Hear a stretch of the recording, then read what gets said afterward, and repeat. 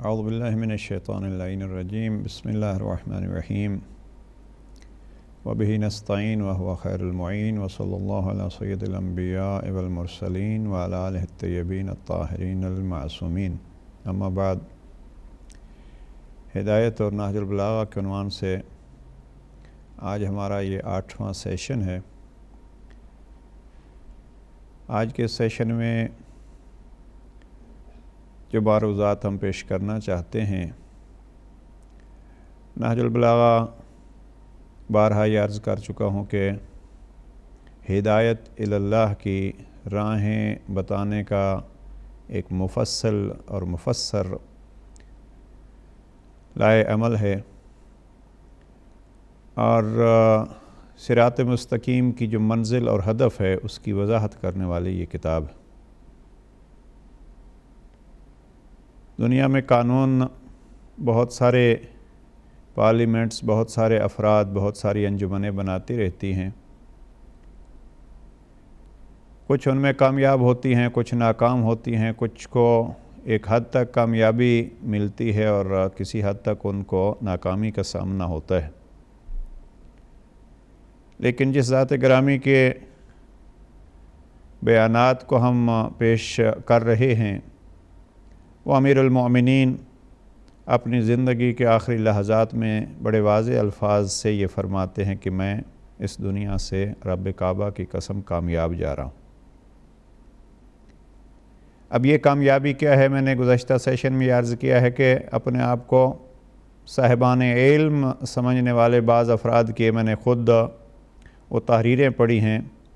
جو جناب امیر علیہ السلام کی سیاسی غلطیاں اور جناب امیر علیہ السلام کے دوسرے اشتباہات معاذ اللہ گنتے رہے ہیں۔ اگر علی میں یہ چیز نہ ہوتی تو یہ ہوتا ہے، اگر امیر المؤمنین میں یہ کمزوری نہ پائی جاتی تو یہ ہوتا۔ بہرحال یہ دنیا جب ذات توحید کے احکامات کو، قرآن مجید کو نہیں مانتی تو ہم کب اس حد تک یہ کہہ سکتے ہیں کہ جہاں بھی ان کو روشنی ملے گی وہ روشنی سے منور ہوں گے؟ نہیں۔ بعض آنکھوں سے ایسے نابینا ہوتے ہیں جو سورج چمک رہا ہوتا ہے اور ان کو پھر بھی کچھ نظر نہیں آتا، بلکہ حد یہ ہے کہ بعض ایسی مخلوقات بھی اللہ کی ذات نے اس کائنات میں پیدا کی ہیں، اور شاید یہی سمجھانے کے لیے کہ میں قادر مطلق، میں اللہ جس انداز سے چاہوں، جس کو چاہوں پیدا کر سکتا ہوں۔ چمگادڑ جیسے اور بعض ایسے پرندوں کو پیدا کیا ہے جن کو جتنی سورج کی روشنی زیادہ ہو اتنا ہی ان کے لیے پرواز کرنا مشکل ہوتا ہے۔ لہذا نہ یہ ہے کہ سورج کی روشنی سے استفادہ نہیں کر سکتے، بلکہ ان کی پیدائش اور ان کی خلقت اس انداز سے ہے کہ وہ سورج کی روشنی میں بالکل ہی کچھ امور انجام نہیں دے سکتے، اور مفید ہونے کے بجائے سورج کی روشنی، سورج کی چمک ان کے لیے مضر ہوتی ہے اور ان کے کاموں میں، ان کی پرواز میں رکاوٹ ہوتی ہے۔ بہرحال عرض کرنے کا مقصد یہ ہے کہ بہت سارے افراد ایسے ہوتے ہیں جو سورج کی چمک سے بھی ان کو نہ استفادہ ہوتا ہے اور نہ وہ اپنی راہوں کو طے کر پاتے ہیں، بلکہ بہت سارے ایسے ہوتے ہیں کہ یہ چمکتے ہوئے آفتاب ان کو مضر ان کے لیے ہوتے ہیں اور ان کی رفتار میں رکاوٹ کا سبب بنتے ہیں۔ بہرحال جس کو اللہ کی ذات نے جس انداز سے پیدا کیا ہے اس نے راہیں مشخص فرما دی ہیں۔ اِنَّا ہَدَيْنَاهُ السَّبِيلَ، ہم نے انسان کو راہیں بتلا دی ہیں، ہدایت کر دی ہے، اب اس پہ ہے کہ وہ اس کو طے کرتا ہے یا اس کا انکار کرتا ہے۔ نہج البلاغہ حقیقت میں وہی راہیں جو ذات توحید نے اپنی کلام مجید میں بیان فرمائی ہیں، ان کی توضیح کا اور ان کے اوپر چل کے دکھانے کا نام ہے نہج البلاغہ۔ جناب امیر المؤمنین کے کلام سے آج کے سیشن میں جو چیز عرض کرنا چاہتا ہوں وہ یہ ہے کہ چونکہ گزشتہ دروس میں کافی تفصیل سے اور بارہا تکرار کر کے ہم یہ عرض کر چکے ہیں کہ جناب امیر علیہ السلام کے نہج البلاغہ میں سر فہرست جس چیز کا تذکرہ ہے وہ ہے توحید الہی، خداوند کریم کی وحدانیت کا اقرار مختلف انداز سے امیر المؤمنین امام الموحدین فرماتے ہیں۔ اور میں نے کئی بار ان بعض بزرگان کا یہ جملہ بھی نقل کیا ہے کہ اگر جناب امیر المؤمنین نہ ہوتے تو توحید اس انداز میں سمجھ نہ آتی، بلکہ ابن ابی الحدید نے تو نہج البلاغہ کی شرح میں یہ تک لکھ دیا ہے کہ جب توحید کے مسائل کو امیر المؤمنین نے اس پیار بھرے اور اس علمی انداز سے واضح فرما دیا ہے تو توحید کی وضاحت من عند العلی امیر المؤمنین کے ذریعے سے جب توحید کی وضاحت ہمیں میسر ہو گئی ہے تو ابن ابی الحدید کہتے ہیں کہ پھر ہمیں کسی اور کی ضرورت ہی نہیں ہے۔ آج جو چیز عرض کرنا چاہتا ہوں وہ حقیقت میں اگر آپ جناب امیر علیہ السلام کے نہج البلاغہ کے پہلے خطبے کو ہی دیکھیں، اور یہ پہلا خطبہ حقیقت میں جناب امیر علیہ السلام کے جیسے کہ بارہا عرض کر چکا ہوں اور آپ حضرات سامعین و ناظرین اکثر جانتے ہیں کہ نہج البلاغہ جناب امیر علیہ السلام کی تحریر شدہ کتاب نہیں ہے، یہ اس کو جمع کیا ہے، اس کو اکٹھا کیا ہے سید رضی نے چوتھی صدی ہجری میں، یعنی 400 ہجری میں یہ نہج البلاغہ مکمل ہوا۔ اب یہ ترتیب فرامین ہے جناب امیر المومنین کی، یہ سید رضی کی ہے۔ سید رضی نے نہج البلاغہ کا پہلا خطبہ جو درج کیا ہے اس میں حقیقت میں کمال توحید موجود ہیں۔ میں دو جملے اگر اس سے نقل کروں اور اسی کو ہمارا موضوع بھی یہی ہے، جناب امیر علیہ السلام نے ذات توحید کے وہ عظمت بھرے انداز سے اس عظیم ذات کی صفات بیان فرمائے ہیں، الحمدللہ الذی لا یبلغ مدحتہ القائلون، سب حمد، تمام حمد اس اللہ کے لیے ہے جس کی مدح تک بولنے والے کی رسائی نہیں، جس کی نعمتوں کو گننے والے گن نہیں سکتے۔ یہ بڑا مشہور جو ہیں وہ جملات ہیں جناب امیر علیہ السلام کے، الحمدللہ الذی لا یبلغ مدحتہ القائلون ولا یحصی نعماءہ العادون ولا یعدی حقہ المجتہدون۔ جناب امیر علیہ السلام ان 13 صفات کو بیان فرماتے ہوئے فرماتے اول الدین معرفتہ، دین کی بنیاد، دین کی ابتدا کا نام اسی ذات جلیل کی پہچان ہے، اور پھر فرمایا وکمال معرفتہ۔ اب یہاں جو جملہ عرض کرنا چاہتا ہوں، امیر علیہ السلام فرماتے ہیں وَكَمَالُ مَعْرِفَتِهِ التصدیق بہ، معرفت کا کمال یہ ہے کہ اس ذات جلیل کی تصدیق کی جائے۔ اب تصدیق اور اس کے مفاہیم کی وضاحت کا یہ موقع نہیں ہے۔ وَكَمَالُ تصدیق بِهِ توحیدہ، اور تصدیق کا کمال یہ ہے کہ اس کو ایک قرار دیا جائے۔ وَكَمَالُ تَوْحِيدِهِ الْإِخْلَاصُ لَهُ، ہم گفتگو کرنا چاہتے ہیں اخلاص پہ۔ جناب امیر علیہ السلام فرماتے ہیں کمال توحیدہ الاخلاص لہ، اگر کوئی شخص توحید کے کمال تک اور مقام عظیم تک پہنچنا چاہتا ہے تو اس کا ذریعہ کیا ہے؟ الاخلاص لہ، کہ آپ کی زندگی کا ہر کام، آپ کی زندگی کا ہر لحظہ، آپ کی زندگی کا ہر مومنٹ اس ذات جلیل کے لیے ہو۔ یہ حقیقت میں توحید کا کمال ہے۔ یعنی اگر آپ کسی شخص کو دیکھنا چاہتے ہیں کہ توحید کے کس درجے پہ اور توحید کے کس مقام پر وہ فائز ہے اور کون سی منزل توحید کی وہ حاصل کر چکا ہے، اس کو دیکھیے کہ اس کا اخلاص کس مقام تک ہے۔ کمال توحید ہی الاخلاص لہ، جناب امیر علیہ السلام نے ایک معیار دے دیا ہے، اس لیے کہ نگاہ علوی میں یہ تھا کہ ایک زمانہ آئے گا کہ بہت سارے افراد اپنے آپ کو موحد کہہ کے بہت سارے افراد کو دین سے نکالنے کی سعی اور کوشش کریں گے۔ ان کے لیے یہ واضح فرما دیا کسی کی توحید کا وزن کرنا ہے تو اس کی توحید کے وزن کے لیے دیکھیے کہ اس کا اخلاص کتنا ہے۔ اب یہ اخلاص کیا ہے؟ وَكَمَالُ تَوْحِيدِهِ الْإِخْلَاصُ لَهُ، اور توحید الہی کا کمال یہ ہے کہ اس کے لیے سارے امور ہوں۔ اخلاص کے لیے اہل لغت نے بہت سارے معنی کیے ہیں، لیکن ہم اپنے اردو میں جس معنی کو اکثر استعمال کرتے ہیں وہ شے جو کسی قسم کی ملاوٹ سے پاک ہو، اس میں کوئی ملاوٹ نہ کی گئی ہو، اس کو کہتے ہیں یہ شے خالص ہے۔ مثلا عموماً ہمارے ہاں سونا، یہ خالص سونا ہے۔ آج کل تو سلسلہ یہ بن چکا ہے کہ کوئی چیز ایسی نہیں ہے۔ ہمارے مملکت خدا داد جمہوریہ اسلامی پاکستان میں آپ چھوٹی سے چھوٹی چیز سے لے کے بڑی سے بڑی چیز تک جہاں بھی دیکھیں گے ملاوٹ، یعنی ہمارے ہاں اس خلوص کے ساتھ جس کو ہم کہتے ہیں خالص اور ملاوٹ شدہ، یہ دو لفظ آپس میں متضاد استعمال ہوتے ہیں۔ تو ہر وہ شے جو کسی قسم کی ملاوٹ سے پاک ہو، اس میں کسی قسم کی ملاوٹ نہ ہو۔ اب ملاوٹ بعض اوقات یہ ہوتی ہے کہ اکثر چونکہ ملاوٹ جو کی جاتی ہے وہ یہ ہوتی ہے کہ ایک مہنگی چیز ہے، اس مہنگی چیز میں کوئی سستی چیز ملا دو، وزن میں اضافہ ہو جائے گا اور آپ کا کاروبار، آپ کا مال جو ہے وہ اس میں اضافہ ہوگا۔ حقیقت کیا ہوتی ہے؟ آپ کسی چیز کو بھی، اب تو حد یہ ہے کہ مرچ مسالے تک بھی اور چینی تک بھی، یعنی مٹھاس میں بھی اور کڑواہٹ میں بھی، ہر چیز میں، بلکہ بعض اوقات تو ہمارے ہاں یہ کہتے ہیں کہ اب تو زہر بھی اثر نہیں کرتی، اس لیے کہ زہر میں بھی ملاوٹ کر دی جاتی ہے۔ جب انسانی صحت کے لیے وہ دوائیں جو انسان کی زندگی اور موت کا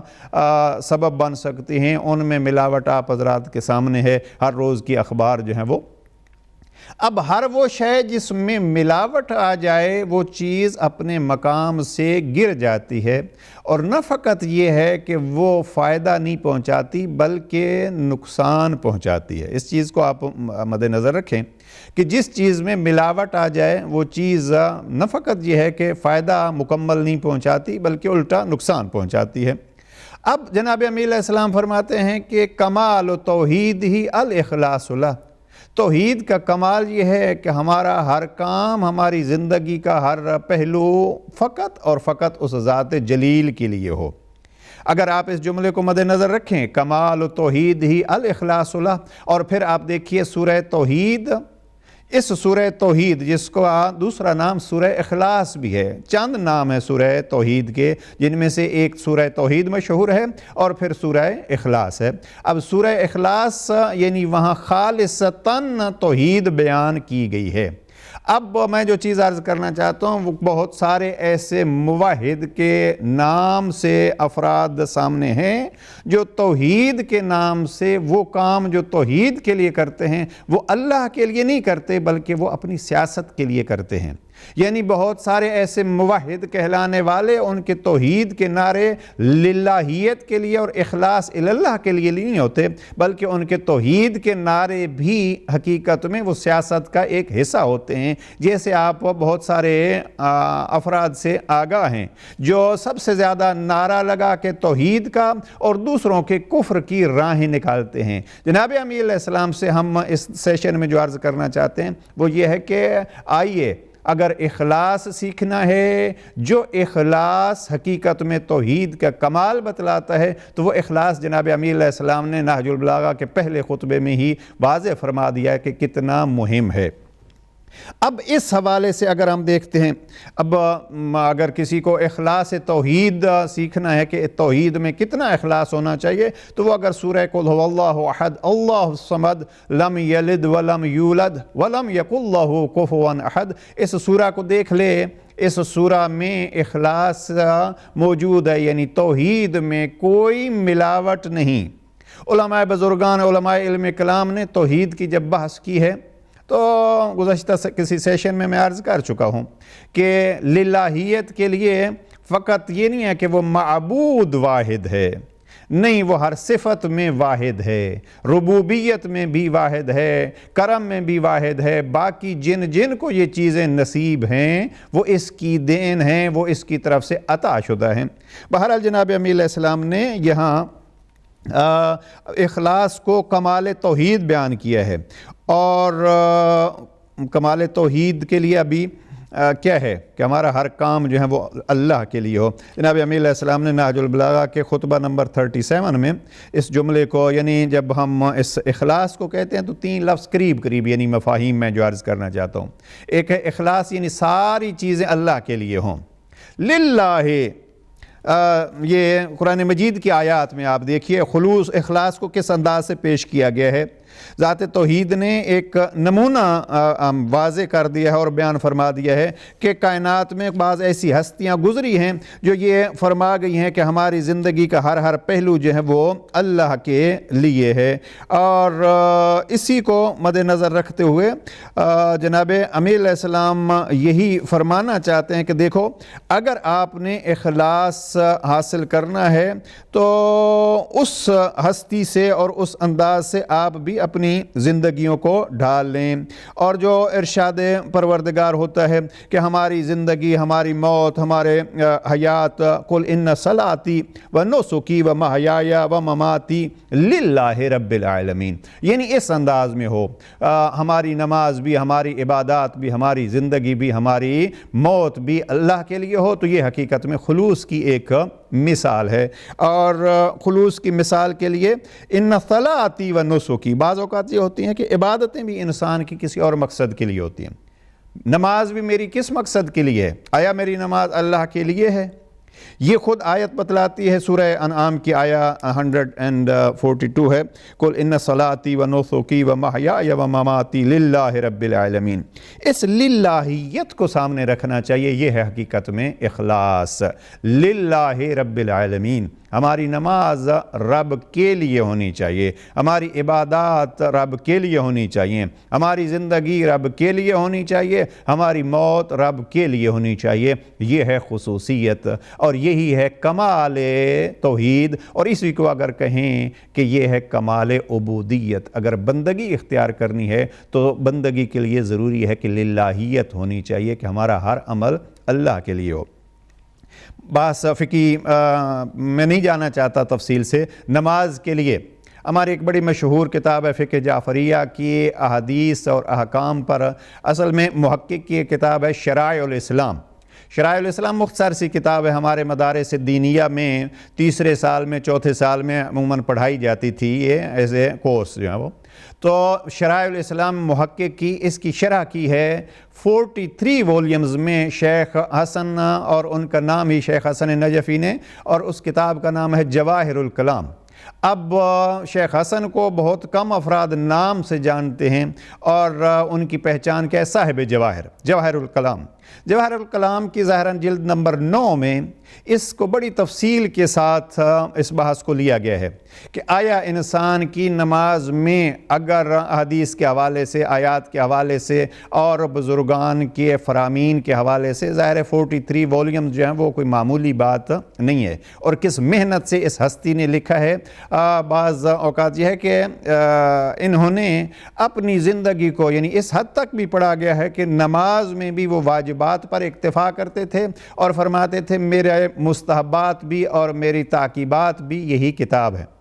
اس حد تک بیان کیا گیا ہے کہ ان کے جوان بیٹے کی رحلت ہو گئی، اور جوان بیٹے کی غسل و کفن کے بعد نماز میت کے درمیان وقفہ تھا، صاحب جواہر بیٹے کی میت کے ساتھ بیٹھ کے جواہر الکلام کو لکھتے رہے، اور پھر لکھا کہ اس کا ثواب میں اپنے بیٹے کی روح کو پہنچانا چاہتا ہوں۔ یہ ہے بزرگان کی محنتیں، جن محنتوں کے ذریعے سے ہم تک یہ دین اور ہم تک یہ تشریحات دین پہنچی ہیں۔ آپ دیکھیے مثلا مرحوم میر حامد حسین موسوی صاحب ابقات، اب وہ خاندان ہی ابقاتی کہلواتا ہے۔ صاحب ابقات نے اپنی وصیت میں اپنے بیٹے جو خود مجتہد تھے سید ناصر الملت ناصر حسین موسوی لکھنوی کو، اپنے بیٹے کو وصیت کی، بیٹا میں جب دنیا سے رحلت کر جاؤں تو ظاہر مجالس کا ثواب ہوتا ہے، مجالس ترحیم منعقد کرنا، لیکن مجالس ترحیم میں بجائے اس کے کہ میرا تذکرہ ہو کہ میں نے یہ کیا اور میں نے وہ کیا ہے، بلکہ میرے تذکرے کے بجائے میں نے جن کی تذکروں کو زندہ کرنے کے لیے اپنی زندگی صرف کر دی ہے، ان کا تذکرہ ہونا چاہیے، ان کے فضائل ہونے چاہیے، ان کے مصائب ہونے چاہیے۔ وہ خلوص تھا، اور جس کی وجہ سے آج بھی ابقات الانوار کا دنیا میں ایک نام ہے۔ امامت کے موضوع پر بہترین کتاب بعض بزرگان کے بقول جو بعد از غیبت صغریٰ لکھی گئی ہے امامت کے موضوع پر، بزرگ علماء فرماتے ہیں کہ اس کے معیار کی کوئی کتاب ابھی تک لکھی نہیں گئی۔ خود ایک تو عرض یہ کر رہا تھا کہ یہ للہیت ہے، یعنی جن کے لیے انہوں نے اپنی زندگیاں خرچ کی، صاحب جوار ہوں یا صاحب ابقات الانوار ہوں، ان ہستیوں نے اپنی زندگیاں خرچ کر کے، اب خلوص کی مثالیں اور واقعات اگر عرض کرنا چاہوں تو بہت ساری چیزیں ذہن میں آ رہی ہیں، للہیت ہونی چاہیے۔ آیا ہماری نماز میں للہیت ہے؟ ہم یہ نماز اللہ کے لیے پڑھ رہے ہیں؟ تو صاحب جواہر نے جواہر الکلام میں وضاحت سے لکھا ہے، اور بعض دوسرے بزرگان نے بھی، کہ اگر انسان نماز پڑھنا چاہتا ہے اور اس کے ذہن میں یہ ہے کہ اس نماز کے ذریعے سے لوگ مجھے نمازی کہیں گے، تو آیا اس کے ذہن میں یہ چیز جب آ جاتی ہے تو اس کی نماز صحیح ہوگی یا نہیں ہوگی؟ بڑی تفصیلی بحث ہے۔ بعض بزرگان نے واضح کہا ہے کہ اگر ذرہ بھی نماز میں قربت اللہ میں اشتباہ ہوا اور قربت میں کمی ہوئی تو نماز باطل ہوگی۔ جیسے مثلا آپ اکثر سنتے رہتے ہیں ریا کے لیے، دکھلاوے کے لیے، چونکہ اس جگہ پہ اخلاص کے مقابلے میں بہت ساری چیزیں آ سکتی ہیں، ریا آ سکتی ہے، اپنے آپ کو یعنی اس عابد کہلوانے کے لیے انسان کر سکتا ہے کہ لوگ مجھے عابد کہیں گے، سننے کے لیے ہیں کہ لوگ سنیں گے کہ یہ بڑا عابد ہے، مختلف چیزیں جو ہیں وہ اخلاص میں رکاوٹ بن سکتی ہیں، ریا و سمعہ یعنی دکھلانے کے لیے، سنانے کے لیے، یہ ساری چیزیں جو ہیں وہ ہو سکتی ہیں۔ بحث وہاں یہ ہے کہ آیا اگر کوئی شخص جو ہے وہ اس کے ذہن میں کچھ اور چیزیں بھی آ جاتی ہیں، مثلا آج کل ایک بڑی چیز جو ہے وہ بیان کی جاتی ہے، لوگ کہتے ہیں جی فقہ اسلامی کا صحت پر کیا اثر ہے؟ نماز ورزش کا ایک ذریعہ بن جاتی ہے، نماز آپ کی صحت کے بھی ضامن بن جاتی ہے، روزہ آپ کے صحت کے لیے مفید ہے۔ اب علماء فرماتے ہیں آیا جب یہ ساتھ ہو تو اس عبادت کو عبادت کہا جا سکتا ہے یا نہیں؟ خلاصہ کروں، بہت سارے بزرگان نے یہ فرمایا کہ للہ ہونے چاہیے، اس میں ذرہ بھر بھی اگر کوئی اور نیت آ گئی تو وہ عبادت نہیں ہوگی، اس لیے کہ عبادت وہ ہوتی ہے جس عبادت کو انجام ہی اللہ کے لیے کیا جائے۔ بلکہ فقہ کی اگر بحثیں تقسیم ہوتی ہیں تو عبادت ہوتی وہی ہے کہ جس میں شرط ہوتی ہے، اور کہتے ہیں شرط صحت ہے اس میں قربتاً اللہ، وہ کام اللہ کے لیے ہو تو عبادت ہوگا۔ بعض بزرگان فرماتے ہیں کہ نہیں، نیت اولی وہ ہے اگر ساتھ طبعی طور پر ذہن میں چیز کوئی آ جاتی ہے، جیسے مثلا ہم روزہ رکھیں گے تو ساتھ صحت کا بھی ایک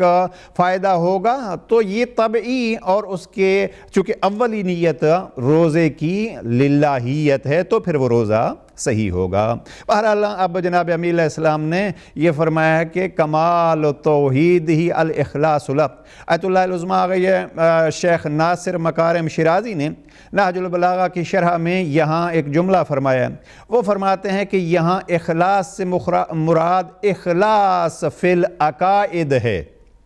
لیکن بعض دوسرے بزرگان جیسے آیت اللہ شیخ تقی جعفری، شیخ محمد تقی جعفری جن کی نہج البلاغہ کی فارسی میں بڑی مشہور شرح ہے، اور سید خوئی وغیرہ، انہوں نے جو شرح فرمائی ہے وہ فرماتے ہیں نہیں، یہاں فقط عقائد کی بحث نہیں ہے، الاخلاص سے مراد زندگی کا ہر شعبہ ہوگا، یعنی ہر چیز میں اخلاص ہوگا تو وہ کمال درجہ توحید بنے گا۔ بہرحال عقائد کا اخلاص ہو، اعمال کا اخلاص ہو، زندگی کے ہر پہلو کا اخلاص ہو تو یہ تب انسان کہہ سکتا ہے کہ ہاں میں اس ذات جلیل کو واحد ماننے والا ہوں۔ بہرحال یہ ہستیاں جن کے فرمان کو، جن کے اقوال کو ہم یہاں نقل کرنا چاہتے ہیں، انہوں نے ہمیں یہ اخلاص بتلایا ہے، اور فقط یہ نہیں ہے کہ انہوں نے زبان سے بتلایا ہے، خطبے میں بیان فرمایا ہے، بلکہ عمل سے بھی انہوں نے دکھلایا ہے۔ انما نطعمکم لوجہ اللہ۔ سورہ دہر کی وہ آیات آپ حضرات کے سامنے ہیں، سورہ نمبر 76 جس کو سورہ انسان بھی اور سورہ دہر بھی کہا گیا ہے، جہاں وہ آل محمد کی اہل بیت کی وہ روٹیاں دینا فقیر و مسکین و اسیر کو، اور پھر یہ جملہ انما نطعمکم لوجہ اللہ، ہم آپ کو یہ جو کچھ دیا ہے یہ ہم نے آپ کے لیے نہیں دیا، لوجہ اللہ، ہم نے آپ کو اللہ کے لیے دیا ہے۔ اب وہاں اس آیت کی تفسیر میں بہت سارے مفسرین علماء نے یہ فرمایا ہے وجہ اللہ سے مراد وہی اخلاص ہے، ہم نے یعنی خالصتاً للہ دیا ہے، اس میں کوئی ملاوٹ نہیں، اتنی ملاوٹ بھی اس میں نہیں ہے کہ لا نرید منکم جزاء ولا شکورا، ہم آپ سے کسی جزا اور کسی شکریہ کی بھی طلب نہیں رکھتے، یہ مقام ہے اس میں، بلکہ بات اس سے آگے چلی جاتی ہے۔ میں یہاں عرض کروں، جناب امیر علیہ السلام کے اخلاص کو فارسی اشعار میں بڑے پیارے انداز سے پیش کیا ہے مثنوی میں ملا جلال الدین رومی نے۔ ملا جلال الدین رومی اہل سنت تھے، ایک بزرگ ہیں، اور ان کی واقعاً پڑھنے کے قابل ہے مثنوی، اور مثنوی میں ان کا ایک 6 دفتر 7 دفتر ہیں مثنوی کے پہلے دفتر میں انہوں نے جناب امیر علیہ السلام کے خلوص کے لیے ایک چند اشعار پیش کیے ہیں، بڑا مشہور ہے ان کا یہ از علی آموز اخلاص عمل یا اخلاص عمل آموز از علی، تو یہ ایک بحث ہے، ان کی 52 اشعار ہیں مثنوی کے اس دفتر میں، چیپٹر 164 میں۔ مثنوی کو یہ جو میں عرض کر رہا ہوں شیخ محمد تقی جعفری جن کی نہج البلاغہ کی شرح ہے 27 جلدوں میں کچھ خطبات کی، یعنی تو انہوں نے تقریباً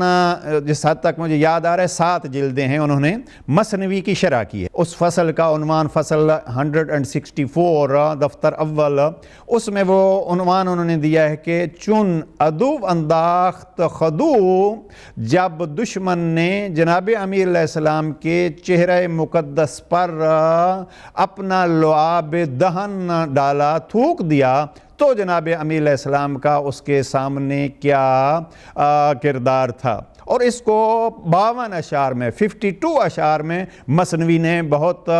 عجیب انداز سے جناب امیر علیہ السلام کے اخلاص کو اور للہیت کو بیان کیا ہے، لوجہ اللہ کہیں یا للہیت کہیں۔ میں چند اشعار اس میں سے نوٹ کیے ہیں۔ جناب امیر علیہ السلام کے متعلق مولانا رومی فرماتے ہیں از علی آموز اخلاص عمل، ان کا یہ جملہ از علی آموز اخلاص عمل، گفتگو جب اخلاص پر ہو رہی تھی اور نہج البلاغہ کے حوالے سے تو یہ جملہ سامنے آیا ہے۔ ایک ہی جملہ اگر مولانا روم کا لے لیا جائے، از علی آموز اخلاص عمل، پہلا جملہ ان کے 52 اشعار کا مدح جناب امیر علیہ السلام میں یہی کافی ہے۔ اگر کسی کو خلوص سیکھنا ہے تو وہ خلوص سیکھنے کے لیے کہاں کس دروازے پہ جائے؟ اس دروازے پہ جائے جس کو پیغمبر اکرم نے باب العلم کہا تھا، اور اگر باب العلم کے ذریعے سے اخلاص، یہ مولانا روم کا جملہ، میں ایک جملہ یہیں عرض کر جاؤں خود جناب امیر علیہ السلام کا، اور چونکہ ایک مشہور جناب امیر علیہ السلام کا جملہ وہ نہج البلاغہ سے نہیں ہے کہ میں اللہ کی عبادت کرتا ہوں اس لیے کہ وہ لائق عبادت ہے، لیکن ایک جملہ اس سے کے قریب جناب امیر علیہ السلام کا کلمات کثار میں نمبر 237 کو اگر آپ دیکھیں تو جناب امیر علیہ السلام نے اخلاص کو کس انداز سے، عبادت میں اخلاص، جناب امیر علیہ السلام فرماتے ہیں ان قوما عبدوا اللہ رغبتا فتلک عبادت التجار، ایک جماعت نے اللہ کی عبادت ثواب کی رغبت و خواہش کے پیش نظر کی، یہ سودا کرنے والوں کی، تجارت کرنے والوں کی، تاجروں کی عبادت ہے۔ میں نے جیسے عرض کیا بہت سارے افراد جو ہیں نعرہ توحید بھی لگاتے ہیں اور نعرہ تکبیر بھی لگاتے ہیں اور توحید کے بہت بڑے طرفدار بن جاتے ہیں، وہ فقط اس لیے کہ ان کی سیاست ہے یا ان کی تجارت ہے۔ اب ہم دیکھتے ہیں جن کی تجارت ہوتی ہے وہ دوسروں کو کفر کے فتوے لگاتے ہیں، اور جن کا مقصد عبادت ہوتی ہے وہ علی امیر المؤمنین کے انداز سے دوسروں کو توحید کے دائرے میں اور توحید کے حصار میں لانے کی کوشش کرتے ہیں۔ اس لیے مولانا روم کے اشعار میں نقل کروں گا، ایک سنی بزرگ اور صوفی جنہوں نے واقعاً حق کے فضائل، تو خیر جملہ کہنے لگا تھا لیکن حق کے فضائل علوی کون بیان کر سکتا ہے، شیخ تقی جعفری نے نہج البلاغہ کے خطبہ نمبر 37 میں، جس میں جناب امیر علیہ السلام نے ایک دو جملے کہے ہیں، وہ بھی اخلاص کا ایک جملہ ہے، سلمنا للہ، ہم نے جو کچھ، جناب امیر علیہ السلام کا جملہ ہی نقل کر دوں، خطبہ نمبر 37 سے الفاظ جناب امیہ علیہ السلام فرماتے ہیں رضینا علی اللہ قضاءہ وسلمنا للہ امرہ، ہم اللہ کے فیصلوں پہ راضی ہیں اور اللہ کے احکام کے سامنے سر تسلیم خم کرتے ہیں۔ اب یہاں تسلیم اور رضا یہ خود اخلاص کی اور اس للہیت کی نشانی ہے۔ رضینا علی اللہ قضاءہ، ہم اللہ کے فیصلوں پہ راضی ہیں، ہمارے ظاہری طور پر حاکم ہو تو بھی ہم راضی ہیں، ظاہری طور پر ہمارے مخالف ہو تو بھی ہم راضی ہیں، اس لیے کہ ہم اس قادر مطلق کو قادر بھی سمجھتے ہیں، عالم بھی سمجھتے ہیں، رب بھی سمجھتے ہیں، اور یقین رکھتے ہیں کہ وہ ہماری مرضی سے، ہماری استفادے کے، ہمارے فائدے سے ہٹ کے ہمارے نقصان کے لیے کوئی فیصلہ نہیں کرے گا، کوئی حکم نہیں دے گا۔ تو یہ جملہ ہے وہاں جناب امیہ علیہ السلام نے رضینا علی اللہ قضاءہ وسلمنا للہ امرہ۔ اب اخلاص کی بات میں رضا کی بحث بھی آ سکتی ہے، تسلیم کی بحث بھی آ سکتی ہے، اور جیسے عرض کیا ہے وجہ اللہ کی بحث بھی آ سکتی ہے۔ اب وجہ اللہ وہ جیسے میں نے عرض کیا ہے آیت کا مفہوم بہت سارے مقام پہ اس مفہوم کی آیات ہیں کہ انما نطعمکم لوجہ اللہ۔ اب یہ لوجہ اللہ کا مقام کیسا پایا جناب امیہ علیہ السلام نے کہ کائنات میں لقب پا لیا وجہ اللہ۔ وجہ اللہ کا معنی یہی ہے کہ رضایت ہے ہماری تو ہر اس فیصلے پہ جس کو اللہ نے ہمارے لیے انجام دیا ہے، ہم تسلیم ہیں اس امر کے لیے جو اللہ نے ہمارے لیے بیان فرمایا ہے، اور اسی لیے پھر لوجہ اللہ، ہمارا ہر کام وجہ اللہ کے لیے ہوتا ہے، اللہ کے لیے ہوتا ہے، لہٰذا وہ بن گئے وجہ اللہ۔ اب وجہ اللہ کا مقصد کیا ہے؟ یہ ہم اس سیشن میں یہ عرض کرنا چاہتے ہیں، اخلاص عمل امیر المؤمنین اس مقام پہ جناب امیہ علیہ السلام کو لے آئے کہ وجہ اللہ بن گئے۔ یہ کلمات قصار نمبر 237۔ میری گزارش یہ ہے کہ اگر کسی کو فرصت ہو سامعین و ناظرین کو، تو اگر نہج البلاغہ کھول کے ان چیزوں کو خود دیکھ لیں گے تو یہ ایک حوالہ اور ریفرنس بھی ان کے سامنے ہو جائے گا، آئندہ وہ کسی کے سامنے یہ جملہ خود بھی بیان کر سکتے ہیں، خود بھی جناب امیہ علیہ السلام کے فرامین کے مبلغ بن سکتے ہیں۔ کسی اور کو اگر ہم نہیں بیان سنا سکتے تو کم از کم جب ہمارے پاس فرصت ہو اور ہمارے بچوں کے پاس بھی سننے کی ہمت ہو تو اس وقت بچوں کے ساتھ ہم بیٹھ کے اس جملہ علوی کو دہرا کے ان کو بتلا سکتے ہیں، آؤ ہم اس امیر المؤمنین سے ہدایت کی راہیں پوچھیں جو فرماتے ہیں کہ بعض لوگ، بعض قومیں ان قوما عبدوا اللہ رغبتا فتلک عبادت التجار، بعض قومیں عبادت کرتی ہیں رغبتا۔ اب ہم جب ترجمہ کرتے ہیں تو ہم کہتے ہیں ثواب کی خاطر۔ رغبتاً جناب امیہ علیہ السلام نے یہاں مطلق لفظ استعمال کیا ہے، کسی چاہت کے لیے، کسی تمنا کے لیے اگر وہ عبادت کرتے ہیں، جناب امیہ علیہ السلام فرماتے ہیں تلک عبادت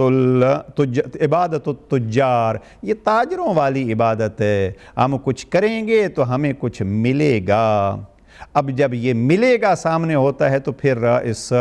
اب جیسے میں نے شیخ محمد حسن صاحب جواہر کا فرمان یہ نقل کیا ہے اور وہاں ابحاث کہ اگر قبول ہو بھی جائے شرط صحت میں کہ طبعی اس کے فوائد سامنے ہوں عبادت میں، تو بھی پھر عبادت کا معیار نیچے آ جاتا ہے۔ روزہ ہم رکھ رہے ہیں، ساتھ یہ بھی ذہن میں آ گیا کہ صحت بھی ملے گی تو ہمیں جنت بھی ملے گی، ہمیں وہ مقامات بھی ملیں گے۔ للہیت کے ساتھ اگر طبعی طور پر یعنی اس کے اتباع میں یہ چیزیں آ جاتی ہیں تو پھر یہ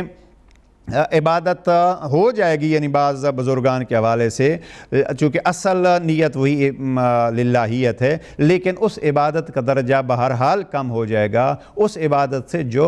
فقط اور فقط اور فقط اللہ کے لیے ہے۔ جناب امیہ علیہ السلام فرماتے ہیں ان قوما عبدوا اللہ رغبتاً، کسی رغبت کے لیے، کسی چاہت کے لیے، کسی تمنا کے لیے، کسی امید کے لیے، بہرحال اب اس کو ہم لالچ نہیں کہیں تو بھی باہر کسی خواہش کے لیے، تو فتل کا عبادت التجار، یہ تاجروں والی عبادت ہوگی۔ پھر جناب امیہ علیہ السلام دوسرے حصے میں فرماتے وَإِنَّ قَوْمًا عَبَدُوا اللَّهَ رَحْبَةً فَتِلْكَ عِبَادَةُ الْعَبِيدِ۔ اب بعض قومیں ایسی ہیں جنہوں نے خوف کی وجہ سے عبادت کی۔ اب یہاں ایک جملہ کہتا جاؤں، رہبتاً، دو قسم کا جو ہے وہ خوف ہے۔ ایک خوف اگر اللہ سے خوف ہے تو یہ عبادت کا ایک حصہ ہے، اس لیے کہ انبیاء آئے ہیں نذیر بن کے۔ اب انبیاء جب بشیر اور نذیر بن کے آئے ہیں تو اگر کوئی خوف خدا کے لیے عبادت انجام دیتا ہے تو اس کی عبادت ہوگی، اس لیے کہ وہاں ذات توحید سامنے ہے، لیکن عبادت کا درجہ جو ہے وہ کم ہو جائے گا، اس لیے کہ فقط اور فقط اللہ کے لیے نہیں ہے، بلکہ اللہ سے ڈر اور جہنم کے خوف کی وجہ سے ہے۔ اللہ سے ڈر معاذ اللہ یہ نہیں ہوتا کہ اللہ کوئی ڈراؤنی چیز ہے، اللہ سے ڈر یعنی اس کی نافرمانی کا خوف، اور اس کی نافرمانی کا نتیجہ پھر وہی جہنم اور وہ سزا ہوتی ہے۔ بہرحال یہ ابحاث جو ہیں وہ تفصیل میں جانے کے لائق ہیں۔ وَإِنَّ قَوْمًا عَبَدُوا اللَّهَ رَحْبَةً، رحبت یعنی خوف کی خاطر۔ اب یہاں ایک بحث جو ہے وہ بھی آتی ہے، بچے یا کوئی اور شخص اگر کسی اور کے ڈر سے نماز پڑھتا ہے، جوانوں کے لیے اور بچوں کے لیے، ماں باپ ناراض ہوں گے، ماں باپ کہیں گے تو آیا اس عبادت کا جو ہے وہ؟ دوسری طرف حدیث میں یہ ہے کہ آپ 7 سال کی عمر میں بچے کو اس طرف راغب کریں کہ وہ نماز پڑھیں، تو بچے اگر ابتدا میں والدین کی خوشنودی کی خاطر یا والدین کے خوف سے نماز کی طرف آتے ہیں تو اس کا کیا معیار ہوگا، یہ سکھانے کے لیے بہرحال اس میں کوئی حرج نہیں ہے۔ لیکن جب وہ واجبات کے اس مرحلے پہ آ جاتے ہیں، جب اللہ نے اس قابل ان کو بنا دیا ہے کہ وہ اللہ کی بندگی واجب کی نیت سے کر سکیں، تو پھر اس میں للہیت کی طرف رجحان ہونا چاہیے۔ جناب امیہ علیہ السلام نے اس کو بھی بہرحال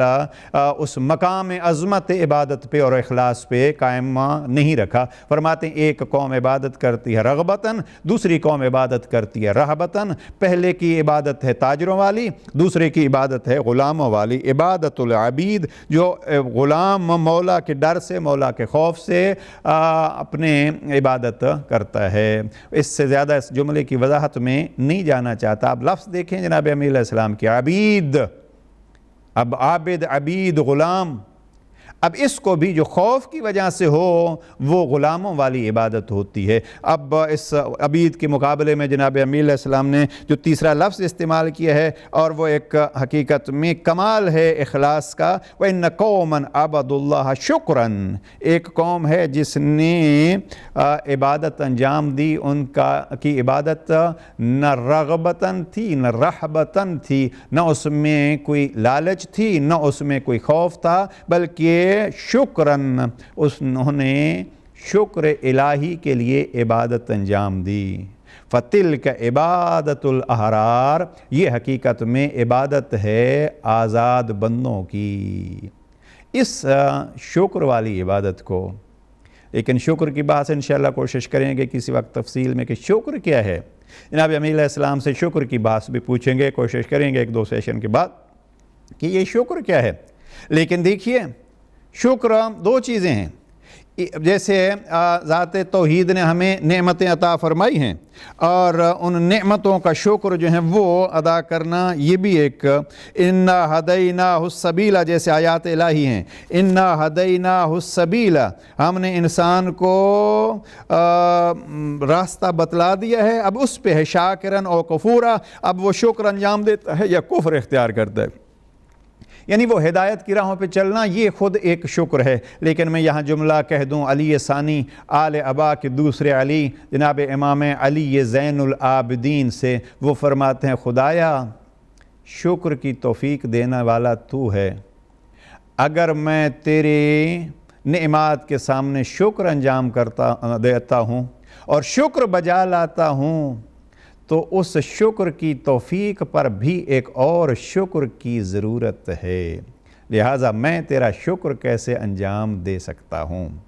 مجھے محسوس یہی ہوتا ہے اور اس جملے کا عمومی مفہوم یہی لگتا ہے کہ جناب امیر علیہ السلام فرماتے ہیں ان قوما عبدوا اللہ شکرا فتلک عبادت الاحرار، ایک قوم نے رب کی عبادت کی ہے، یہاں کسی نعمت کے بدلے میں، دنیاوی نعمت کے بدلے میں شکر کی بات نہیں۔ یعنی جناب امیر علیہ السلام گویا یہ فرمانا چاہتے ہیں کہ ہاں تیری ذات نے ہمیں عبادت کی راہیں بتلائی ہیں، تیری ذات نے ہمیں وہ عقل عطا فرمائی ہے جس کے ذریعے سے ہم تجھے پہچان سکیں اور تجھے مان سکیں، لہٰذا یہ توفیق جو تو نے عطا فرمائی ہے کہ تجھے پہچان سکیں، ہم اس پر شکر کرتے ہیں کہ تو نے ہمیں اپنا بنایا۔ وہ نعمات جب ہوں گے، اس نے اولاد دی، اس نے مال دیا، اس نے صحت دی، اس نے اتنی نعمتیں دیں اور دیتے دیتے پھر یہ بھی فرما دیا ان تعدوا، اگر آپ گننا چاہیں تو لا تحصوها، آپ اللہ کی ان نعمات کو گن نہیں سکتے،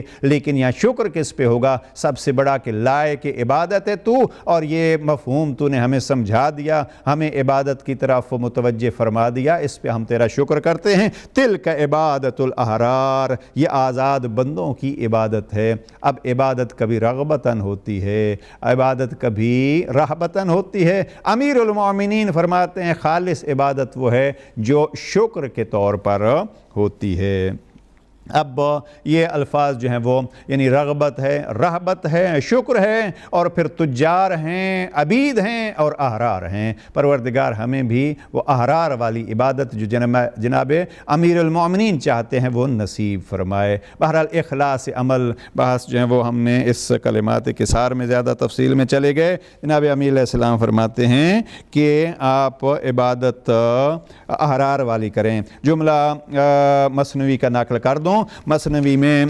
جملات چند جو ہیں وہ عرض کرنا چاہتا تھا خطبہ نمبر 85 سے۔ تو بہرحال جب بات آتی ہے یہ خطبہ جو رضینا، ہم راضی ہیں اللہ کی قضا پہ اور ہم سر تسلیم کرتے ہیں اللہ کے امر پہ، یہ جو جملہ جناب امیر علیہ السلام نے حقیقت میں خطبہ نمبر 37 میں فرمایا ہے۔ شیخ محمد تقی جعفری کہتے ہیں کہ یہ جناب امیر علیہ السلام کا ایک تعارف ہے جو جناب امیر علیہ السلام نے اپنا تعارف کرایا ہے۔ رضینا عن اللہ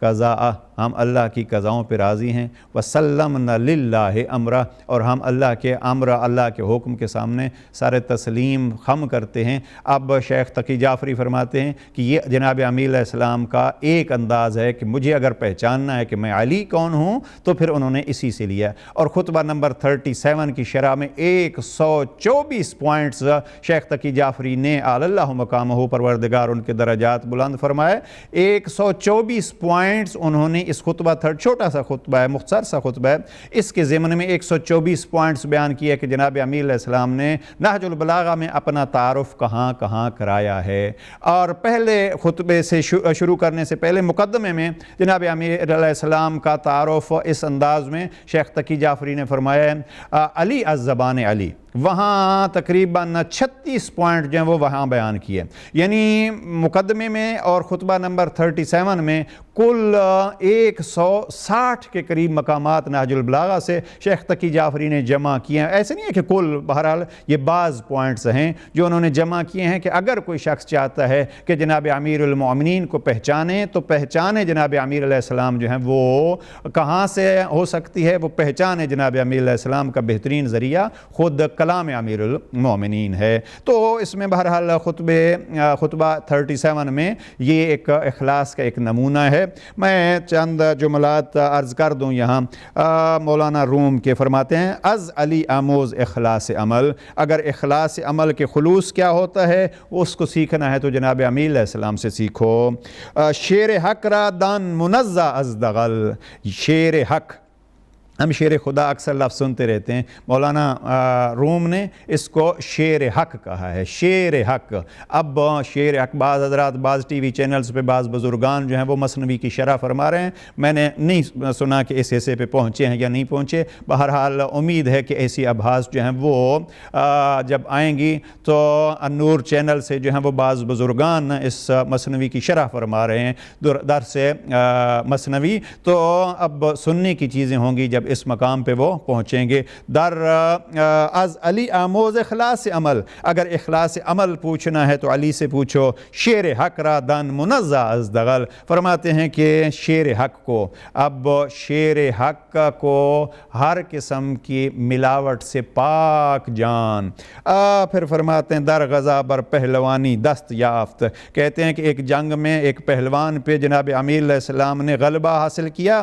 زود شمشیری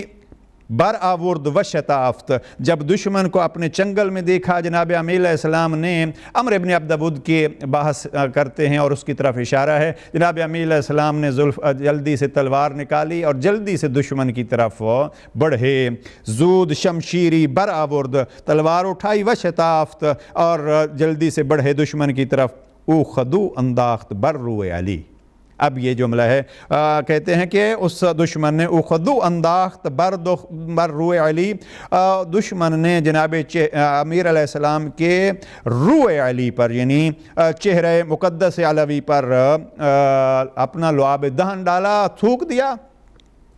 افتخار ہر نبی و ہر ولی، یہاں پھر رک کے وہ جو ہیں وہ جناب امیر علیہ السلام کی عظمت کے چند جملات کہتے ہیں۔ اخذو انداخت بر روئے علی، اس نے تھوک دیا چہرہ علوی پر، کون سا چہرہ علوی؟ بر روئے علی، افتخار ہر نبی و ہر در زمان انداخت شمشیر ان علی، کرد اندر غزایش کا حلی، ادھر اس کا چہرہ اقدس پہ تھوکنا تھا، ادھر چہرہ جناب امیر علیہ السلام کی تلوار۔ کہتے ہیں مولوی، یہ مولانا روم کہتے ہیں، از در زمان انداخت شمشیر ان علی، اس وقت جناب امیر علیہ السلام نے اپنی تلوار ڈال دی، پھینک دی تلوار، اور جنگ میں شجاعت دکھانے والے علی نے جنگ میں ابھی گویا جنگ کا ڈھنگ ہی نہیں آتا جناب امیر علیہ السلام کو، کیوں؟ اس نے گستاخی کی۔ بازگو دانم، ابھی یہاں سے جو ہے وہ اس نے یہی بس لیا ہے، چونکہ 52 اشعار ہیں اس کے، میں ابھی سب کی تفصیل میں نہیں جانا چاہتا، عظمت کے ایک دو جملے مولانا روم کے حوالے سے ہی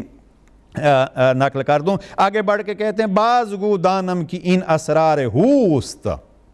جناب امیر علیہ السلام کو مخاطب ہو کے کہتے ہیں بازگو دانم کی ان اسرار ہوست، جناب امیر کو مخاطب ہو کے فرماتے ہیں اے علی بازگو کہو، کھل کے کہو، کھول کے کہو کہ مجھے معلوم ہو یہ تو اسرار ہوست۔ اب جو ہمارے ہاں یہ ورد ہوتا ہے ہو، اور جس سے سورہ اخلاص شروع ہوتی ہے کل ہو،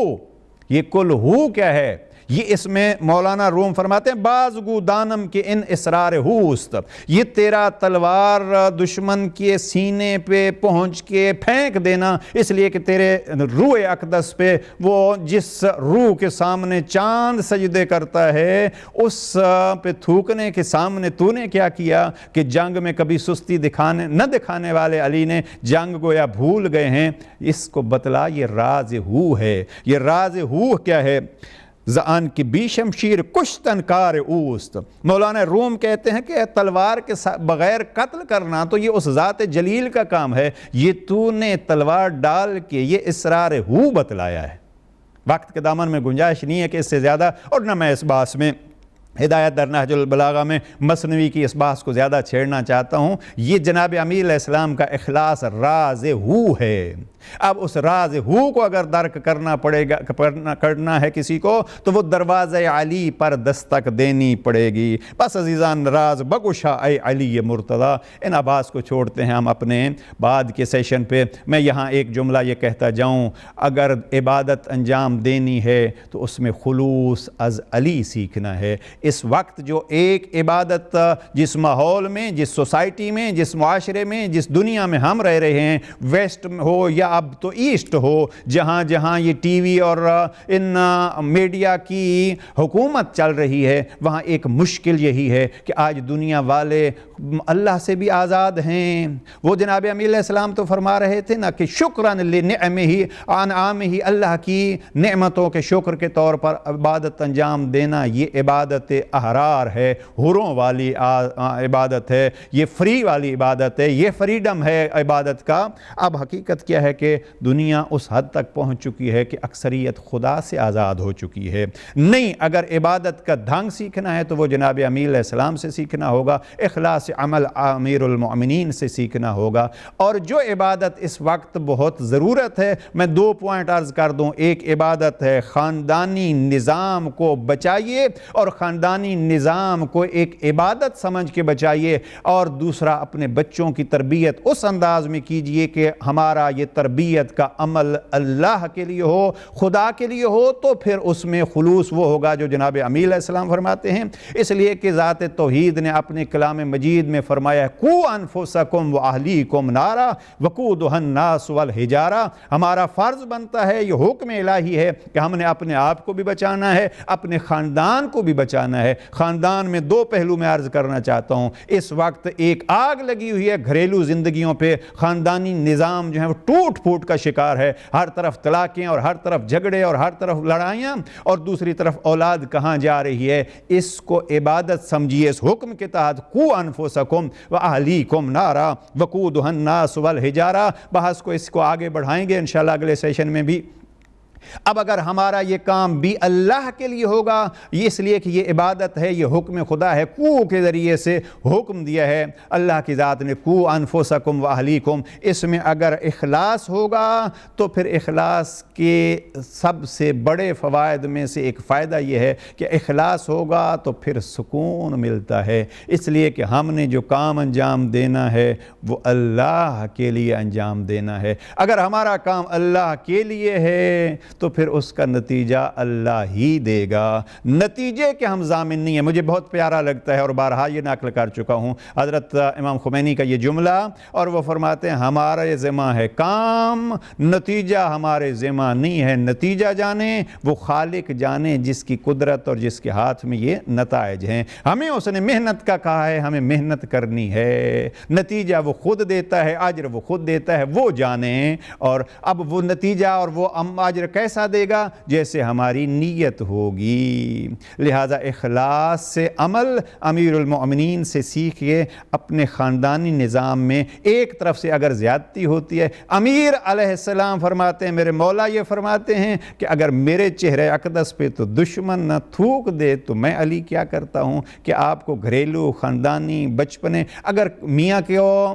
بیوی کی طرف سے، بیوی کو میاں کی طرف سے، باپ کو اولاد کی طرف سے، اولاد کو باپ ماں کی طرف سے کوئی تکلیف ہو جاتی ہے تو کیا خلوص یہی ہے، اس تکلیف کو اللہ کے لیے برداشت کر لیجئے۔ اب اگر کہیں آپ کو اولاد کی یا کہیں میاں بیوی کی ناراضگیاں اور سختیاں نظر آتی ہیں، ہم چونکہ کام للہ کر رہے ہیں، ہم ان کے لیے ساتھ اچھائی کر رہے ہیں، ہم ان کی تربیت کر رہے ہیں، ہم ان کی خدمت کر رہے ہیں، ہم اللہ کے لیے کر رہے ہیں۔ میاں نہ بیوی کے لیے کرے، بیوی نہ میاں کے لیے کرے، اولاد نہ والدین کی خوشنودی کے لیے کرے، والدین نہ اولاد کی خوشنودی کے لیے کریں۔ حکم الہی سمجھ کے قُوا أَنفُسَكُمْ وَأَهْلِيكُمْ سمجھ کے محنت کریں۔ جب ہم محنت کریں گے رب کریم ہمارے اخلاص کے مطابق اجر عطا فرمائے گا۔ خداوند کریم ہماری توفیقات میں اضافہ فرمائے۔ اور جملہ چونکہ مجھے پسند آ رہا ہے اسی کو پھر دہرا رہا ہوں، از علی آموز اخلاص عمل۔ والسلام علیکم ورحمۃ اللہ وبرکاتہ۔